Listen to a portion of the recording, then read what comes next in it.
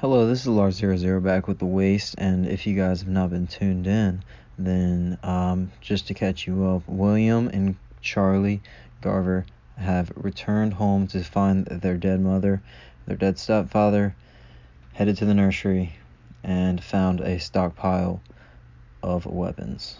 Let's get on with the story. His thoughts were short-lived as Rondo got into the car and said go. Charlie drove as fast as he could and looked at Rondo and said, "What in the hell is going on?" Rondo looked at Charlie. "Charlie, I don't know how to tell you this. Crazy ass people are going full cannibal. On the news, wasters are ripping into grandmothers' necks. The CDC has no answer, and none of the major countries or leaders are working together. Somehow, as crazy as it sounds, COVID-19 has mutated." Charlie and William sat back, not wanting to interrupt him, as this is probably the most important moment of their lives. No one has any clue what is going on. When you die from COVID-19, your body doesn't completely die. No, only your mind does.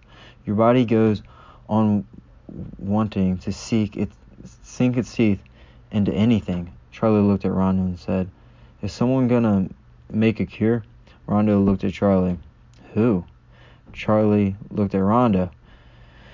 "When we were leaving work, this all started. We had William had to put down Dan." Rondo looked down. He had worked for Dan in the past, but had gotten fired for playing a prank on him by throwing a firecracker into the office. William leaned forward from the back of the car and said, "Whenever you two finish sucking each other's dicks, can we get back to what's really important?" Charlie looked at William in the mirror. William was concerned. Where were they going to go? In the waste of a land with dead heads running amok in the city? Staying in the city was definitely not an option, but it's not likely they could just pack up everything and head for the wilderness. William said to pull over. They needed to think this through. They took out the map. They wanted to get to a city that would have as few deadheads as possible, with the most defendable land on each side, and also walls.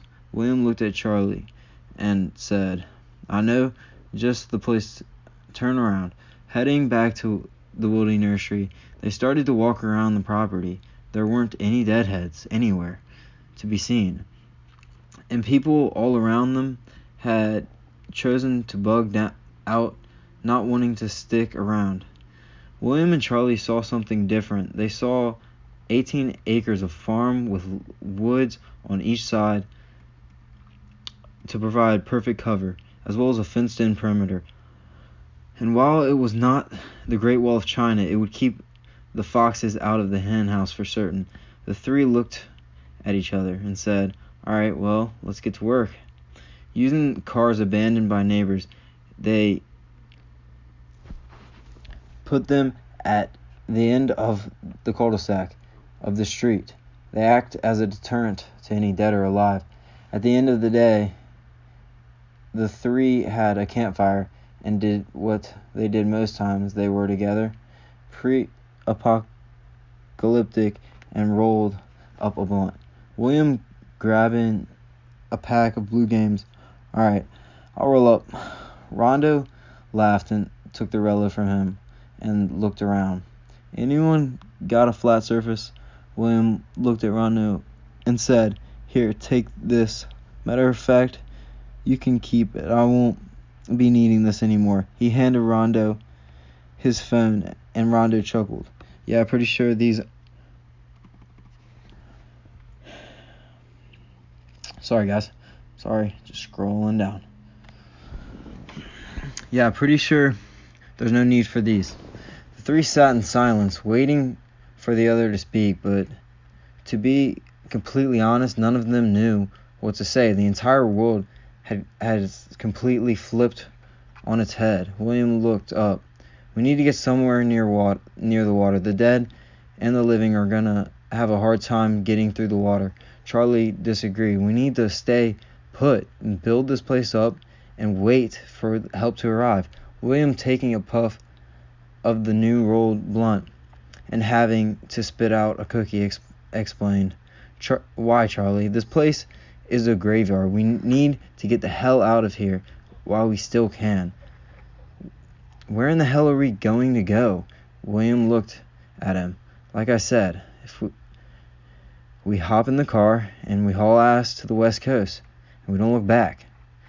Charlie looked at him and remained quiet for a few seconds, and then asked, And what about all the people in this town? William looked at Charlie and said, Screw these people. The only person that I am concerned about is keeping this group safe. That's what I'm doing. Staying here is what we need to do, Charlie said. As he passes the blunt to Rondo, Rondo looks at the two of them and says, Either way, stay or we go. We need to work this out together, guys. We have to stay together. William laughed and said, I'm not gonna get killed. We will do whatever we gotta do to survive. I'm gonna turn in for the night. We can talk about this in the morning.